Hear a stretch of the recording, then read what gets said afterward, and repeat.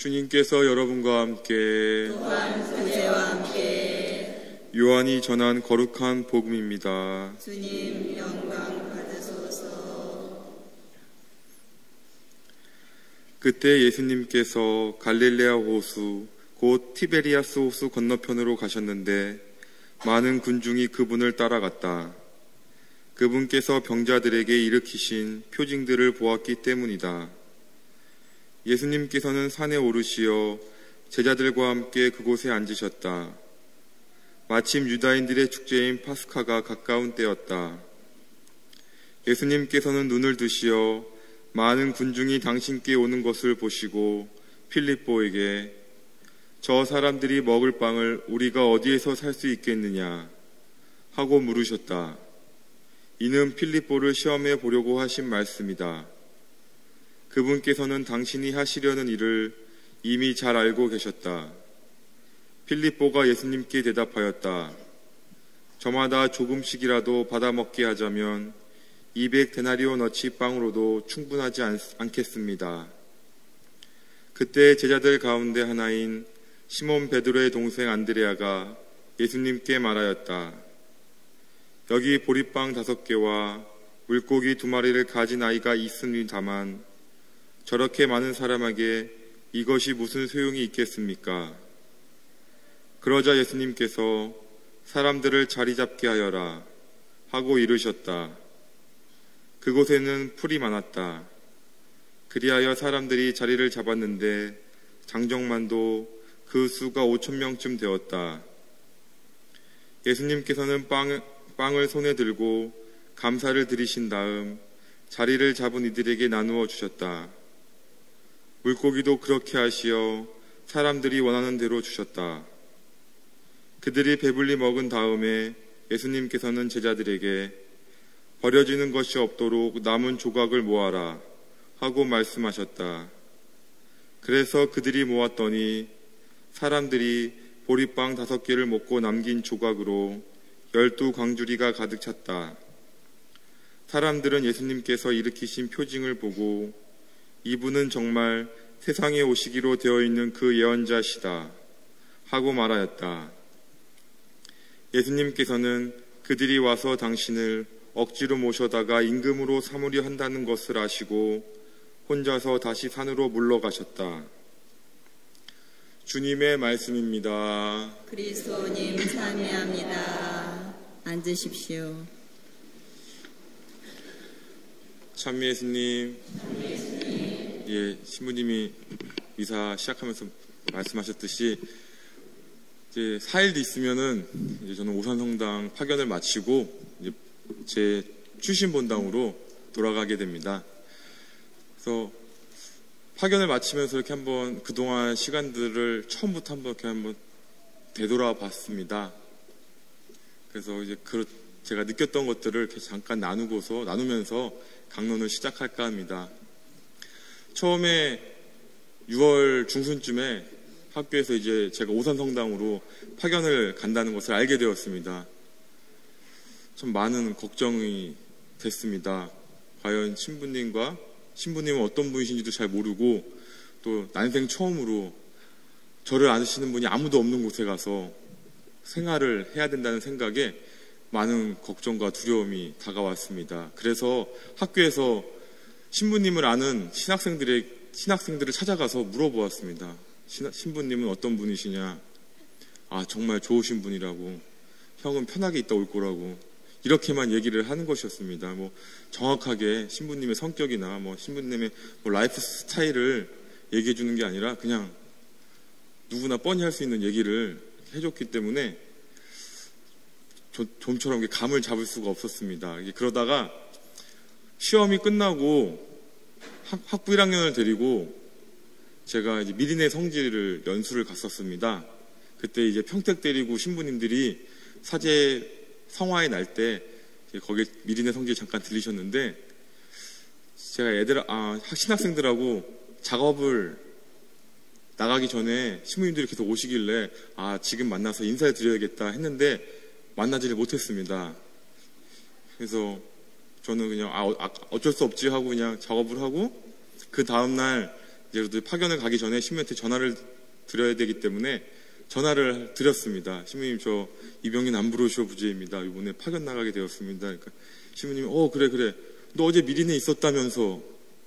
근데 왜 와서 인사 안 했어? 딱 그러시는 겁니다. 그래서 저는 아이들, 신학생들과 작업 중이라서 그랬습니다. 그랬더니 신부님이 하시는 말씀이 변명하지 말고 딱 이렇게 말씀하시는 겁니다. 그래서 뭐 신부님은 기억 못 하실 수도 있는데 당한 사람 입장에서는 기억을 하기 때문에, 그래서 그때 이거 쉽지만은 않겠다 라는 생각이 조금 들었습니다.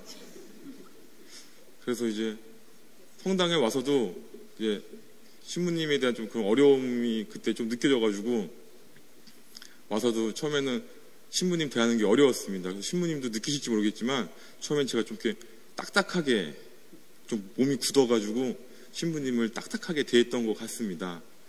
그런데 이제 시간이 지나면서 신부님이 제가 잘못 판단하고 편견을 가지고 있었구나 라는 것을 이제 알고 버림으로써 이제 좀 신부님하고 편안하게 이제 같이 운동도 하고, 신부님은 제가 운동 싫어하는데 억지로 끌고 다닌다고 하시는데 솔직히 저도 뭐 축구는 싫어하지만 다른 운동은 좋아하기 때문에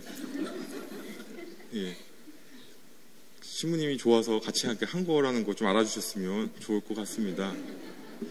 그리고 제가 이렇게 마음이 이렇게 편안해지고 할 수 있었던 것은 우선 성당 분위기 때문인 것 같습니다. 뭐 성당 외형적인 분위기가 아니라 우리 신자분들의 분위기 때문에 제가 좀 더 편안함을 느낄 수 있었던 것 같습니다. 특히 제가 아마 언제 죽을 때까지, 제 지금 마음으로는 죽을 때까지 잊지 못할 것 같은데, 그 기분을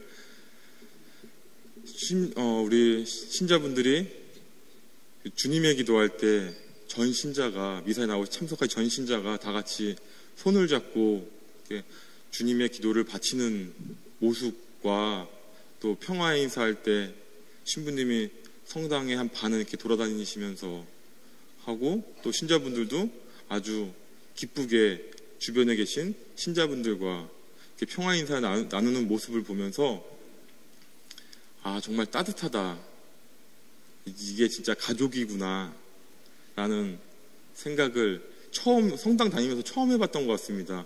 뭐 이렇게 조금 몇 명씩은 우린 가족이야, 형제야 이렇게 얘기했지만 전 신자가 가족 같다는 느낌은 여기 와서 처음 받아봤던 것 같았고, 그런 마음 때문에, 그런 분위기 때문에 제 마음이 편안해지고 마음의 평화를 이렇게 얻으면서 생활할 수 있었던 것 같습니다. 그리고 저는 이제 파견 나온 부재이기 때문에 많은 것을 배워가야 하는 이제 위치에 있는 거죠. 그래서 앞으로 사제 생활하는데 필요한 많은 부분들을 신부님을 통해서 가려고 이렇게 왔는데 정말 많은 것을 배우고 간 것 같습니다. 제가 2주 전까지는 강론이 아주 딱딱하고, 뭐 지금도 이렇게 재밌는 건 아니지만 아주 딱딱하고 원고만 보면서 이렇게 강론을 이렇게 하는 스타일이었는데, 신부님께서 계속 그냥 지켜만 보시다가 어느 정도 때가 되니까 강론할 때는 신자분들과 호흡을 하는 것이 좋고, 그러기 위해서는 질문도 어려운 질문 하지 말고 예, 아니요 로 대답할 수 있는 질문만 해라. 그래야지 서로 호흡을 할 수 있다라는 것도 가르쳐 주시고, 또 오산 성당 신자분들은 신부님이 그렇게 분위기 만들어 놓으셨겠지만 재밌는 예화를 해가면서 강론을 해야지 집중하신다, 안 그러면 안 들으신다 라는 그런 이제 팁도 가르쳐 주시면서, 제가 앞으로 이제 평생 이제 강론을 하면서 살겠지만 어떻게 하면 신자분들과 이렇게 아이 컨택을 하면서 눈을 마주치면서 강론을 할 수 있는지를 배울 수 있었던 것 같습니다. 정말 그전에는 본당에서는 원고 보고 한 번 잠깐 보고 원고 보고 이런 식으로 강론을 했었는데 지금 원고를 잘 안 보게 되더라고요. 그래서 그런지 신부님 따라가는 것 같아요. 강론 시간이 점점 길어지고 있습니다. 그 부분은 제가 잘 조절해야 될 것 같고, 이렇게 이 외에도 많은 부분 이제 사목적으로 신자분들을 진짜 하나님 나라로 다가가기 위해서 어떤 부분을 생각해야 될지, 먼저 생각해야 될지를 신부님을 통해서 많이 배울 수 있었습니다. 앞으로 제 삶에 필요한 에너지들을 이렇게 충전하고 가는 느낌입니다. 이렇게 마음의 평화와 에너지를 충전하고 가는 저를 보면서 6주라는 파견 시간이 파견이 아니라 주교님께서 저에게 주신 휴가라는 생각이 들었습니다. 그래서 너무 이렇게 좋은 시간 오산성당에서 할 수 있었던 것 같습니다. 그러니까 휴가는 마음이 제일 편해야 됩니다.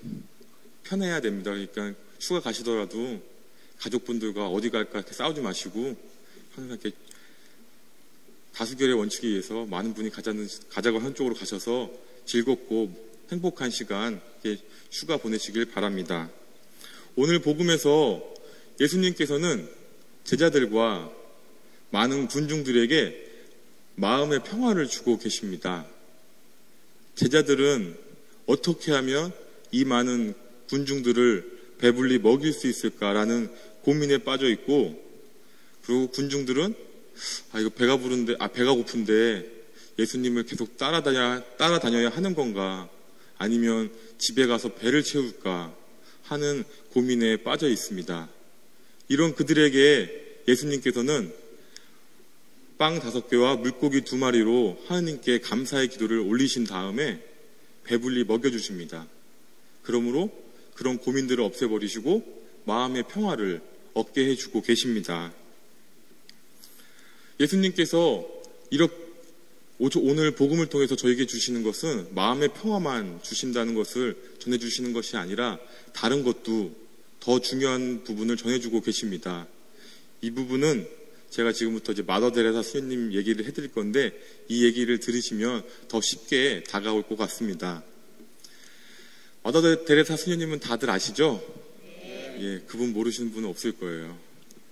마더 데레사 수녀님께서 인도 캘커타에다가 큰 고아원을 짓겠다고 선포하셨습니다.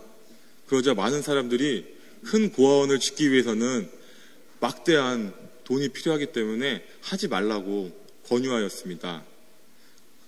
그러고 있을 때 기자들이 수녀님께 와서 인터뷰를 하였습니다. 그러면서 기자들이 수녀님, 고아원을 짓기 위해서 돈은 모아 놓으셨습니까? 라고 질문을 하였습니다. 그러자 수녀님께서 주머니에 있던 3실링을 꺼내면서 이것이 전부입니다 라고 얘기했다고 하십니다. 3실링이 우리나라 돈으로 하면 한 60원 정도 되는 돈입니다. 그러니까 이제 기자들은 수녀님을 비웃기 시작한 것입니다. 어떻게 그 돈 갖다 고아원을 지을 수 있냐, 미리 어느 정도 돈을 모아놨어야지 이제 뭐 땅을 사고 뭐를 할 텐데 아무런 준비가 안 돼 있는 그런 수녀님의 모습을 보면서 저건 말도 안 되는 일이다라고 이렇게 비웃기 시작한 것이었습니다. 그러면서 한 기자가 그러면 어떻게 고아원을 지으실 겁니까? 라고 물었습니다. 그러자 수녀님께서 3실링과 데레사는 아무것도 할 수 없지만 3실링과 하느님은 할 수 있습니다 라고 하셨습니다. 수녀님께서는 하느님과 함께라면 불가능이 없다는 것을 알고 계셨습니다. 그리고 당신이 하시려는 일이 자신을 위한 게 아니라 가난한 아이들을 위한 사랑 실천이라는 것을 알고 계셨기 때문에 분명 하느님께서 함께 하시어 고아원을 짓고 그 아이들에게 행복을 줄 수 있다는 확신과 믿음을 가지고 계셨던 것입니다. 그리고 수녀님께서는 오늘 복음에서 예수님께서 저희에게 가르쳐 주시는 내용을 알고 계셨고 그것을 몸소 실천하신 것입니다. 오늘 예수님께서는 내 앞에 당장 놓여있는 것들에 집착하여 고민하며 생활하지 말고 앞으로 나에게 다가올 더 큰 것, 하느님 나라를 생각하면서 행복하게 살라고 말씀해주고 계십니다. 우리에게 잠깐의 행복보다 더 큰 행복을 주시고 계시는 것입니다. 이것이 우리에게 더 큰 것을 주시려는 마음이 바로 예수님의 사랑입니다. 또 성당 입구에 있는 이제 그림 성화 있죠? 이제 그 그림을 보면서 저는 예수님의 사랑을 다시 한번 더 깊게 느낄 수 있었습니다. 근데 저는 오늘 새벽미사까지는 제가 그림을 마음대로 해석해서 얘기했는데 미사 후에 신부님이 설명해 주시는데 이제 그 그림이 예수님의 전생애를 표현하고 있는 그림이라고 하더라고요. 근데 저는 이제 그걸 다르게 해석하고 다르게 느꼈기 때문에 제가 느끼고 해석한 부분을 말씀드리겠습니다. 그냥 저는 그 성화를 보면서 성화 다 어떻게 그려져 있는지 아시죠? 잘 모르시는 것 같아서 제가 설명드릴게요. 이거 나가시면서 한번 다시 보시면 될 것 같습니다. 가운데에는 성체와 성혈 그리고 십자가가 이렇게 그려져 있습니다. 그리고 오른쪽에는 예수님을 믿고 따르던 사람들의 그림이 그려져 있고 왼쪽에는 자신의 욕심 때문에 예수님을 믿지 못하고 예수님을 죽이려고 했던 사람들의 그림이 그려져 있습니다. 저는 처음에 봤을 때는 성과 악을 구분해 놓는구나 라고 생각을 했었는데 예수님을 믿지 않는 사람들의 그림 바로 맨 위에 부분에 보면 세례자 요한이 선포하고 있는 그림이 그려져 있습니다. 세례자 요한은 예수님을 준비하는 사람이지 예수님을 믿지 않는 사람이 절대 아닙니다. 그래서 왜 세례자 요한이 저기 그려져 있을까라고 이렇게 생각을 했었는데 세례자 요한이 선포한 내용이 회개하여라 하느님 나라가 가까이 왔다라고 예수님이 오시기 전에 선포했던 것입니다. 그걸 보면서 이 믿지 않는 사람들 위해서 세례자 요한이 계속 회개하라고 선포하고 있구나 라는 걸 알 수 있었고 그 다음에 이제 그림 제일 위에 가운데에 보면 성령이 비둘기 모양으로 그림 전체를 비추고 있습니다. 그래서 그걸 보면서 성령이 예수님을 믿는 사람한테만 비추고 있는 것이 아니라 모든 사람한테 다 비추고 있다는 것을 보면서 예수님께서는 당신을 믿던 믿지 않던 그게 중요한 게 아니라 우리 모두가 하느님의 자녀라는 그 이유 하나만으로 우리 모두를 사랑해 주고 계시는구나 라는 생각이 들었습니다. 우리는 분명 예수님의 크고 무한한 사랑을 받고 있습니다. 그리고 그런 사랑을 받고 있다면 행복해야 할 것입니다. 여러분들은 지금 행복하신가요? 예. 점점 미사를 하나하나 지날 때마다 목소리는 점점 커지고 있는, 많은 분들이 대답해 주시는 것 같은데, 아직도 모든 분들이 진짜 확신에 넘쳐서 대답하시지 못하시잖아요? 그것은 우리가 지금 내 앞에 있는 것에만 집중해서 고민하면서 살고 있기 때문인 것 같습니다. 항상 우리와 함께 하시는 예수님의 사랑을 느끼면서 예수님과 같이 내가 좋아하는 사람만 좋아하는 것이 아니라 모든 사람에게 사랑을 베풀면서 생활을 한다면 우리는 분명 마음의 평화를 얻을 수 있을 것입니다. 왜냐하면 미워하는 사람이 없기 때문에 마음의 평화를 얻을 수밖에 없습니다. 그리고 그럴 때 비로소 우리는 행복한 삶을 살 수 있을 것입니다. 예수님께서 빵 5개와 물고기 2마리로 5,000명을 먹이신 기적은 그 시대에만 일어나는 기적이 아닙니다.